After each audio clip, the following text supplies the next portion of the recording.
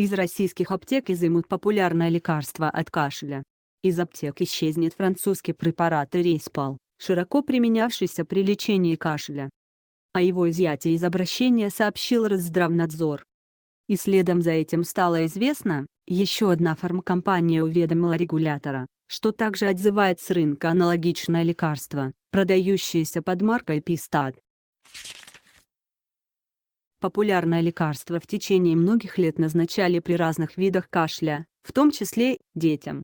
Фото. Troves/iStock. По сути, речь идет об одном и том же лекарстве, и у обоих препаратов одно действующее вещество фенспирит, и именно к нему возникли серьезные претензии. За почти полувековую историю применения Эриспала было зафиксировано несколько случаев аритмии у принимавших его пациентов. Возникновение побочных эффектов производители обязаны отслеживать. В итоге фармкомпания провела дополнительные лабораторные исследования на животных, которые подтвердили, данное лекарственное средство может вызывать нарушение сердечного ритма. Этого оказалось достаточно, чтобы европейские надзорные органы постановили изъять из обращения все лекарства, содержащие фенспирит, что и было сделано. Минус. Сколько денег россияне тратят на лечение от гриппа? Запрет ввели на обе лекарственные формы, и сироп, и таблетки.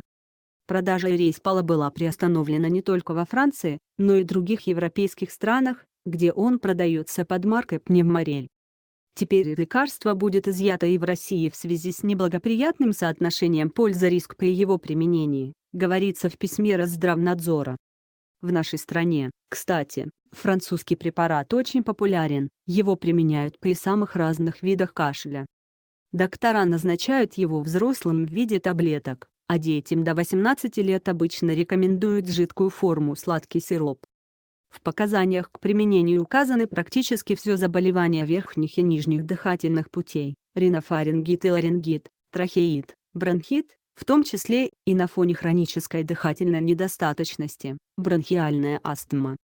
В том же перечне респираторное явление, кашель, осиплость голоса, першение в горле при всевозможных инфекциях, кори, коклюше и гриппе, а также отит и синусит. Не случайно в 2016 году суммарные аптечные продажи Эриспала составили 1,98 миллиарда рублей, в 2017 – 2 миллиарда, в 2018 уже 2,2 миллиарда. Что касается его аналога Эпистата, который также продается и в таблетках, и в виде сиропа, его в прошлом году было продано на 87,5 миллионов рублей. Такие данные сообщили РГВ. DSM Group. Кроме того, в аптеках присутствуют и другие противокашлевые средства на основе фенспирида, всего 7 наименований. Например, объемы продаж более дешевого аналога турецкого производства Эриспирус тоже впечатляют, они составили более 0,5 миллиарда рублей. Минус. В России приостановят продажи ряда лекарственных препаратов. Обе компании сообщили, что, отзывая свою продукцию, они руководствуются исключительно заботой о здоровье людей. Мы еще до решения Европейского медагентства EMA приостановили продажи лекарств, содержащих фенспирит, на всех рынках присутствия, сообщила РГ Анна Пахитонова, представитель компании, производящей Пистад. Компания также инициировала отзыв в России.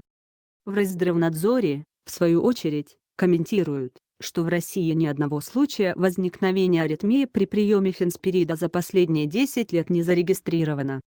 Но даже потенциальная небезопасность лекарства уже достаточный повод, чтобы отказаться от его применения.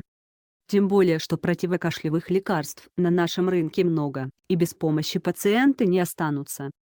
Итак, продавать запрещенные лекарства нельзя. Но куда денутся они из аптек, и не получится ли так, что где-нибудь их по-прежнему потихоньку будут продавать? Впрочем, проверив столичные интернет-аптеки, мы убедились, в отношении Эриспала уже дается информация, в продаже нет. Противокашлевых лекарств на российском рынке много, и без помощи пациенты в любом случае они останутся. Прекращение обращения означает, что эти лекарства не будут больше поставляться в нашу страну и продаваться в аптеках, сказала РГ-представитель Ассоциации независимых аптек, АСНА, Виктория Преснякова. Отозванные препараты возвращаются производителю. и ждут либо дополнительных исследований, либо подлежат утилизации. Утилизация проходит разными способами, как правило, используют термическое обезвреживание с многоступенчатой очисткой газов. Минус. Депутаты намерены запретить рекламу лекарств на телевидении. Аптеки вернут непроданные остатки компаниям-производителям через дистрибьюторов. Этот процесс строго контролируется, пояснила глава аптечной гильдии Елена Неволина. Что касается уже проданных лекарств, которые остаются в домашних аптечках, тут ситуация сложнее. В европейских странах, например, в случае отзыва препарата с рынка аптеки обязаны их принимать у населения и передавать их производителю. В России такой системы пока нет. Но саму процедуру отзыва Елена Неволина считает положительным фактором. Не всегда клинические испытания могут выявить все побочные эффекты препарата. На то и существует система фармаконадзора, чтобы следить за безопасностью лекарств в долгосрочной перспективе. И хорошо, что фармаконадзор в нашей стране работает, заключила эксперт. Общество здоровья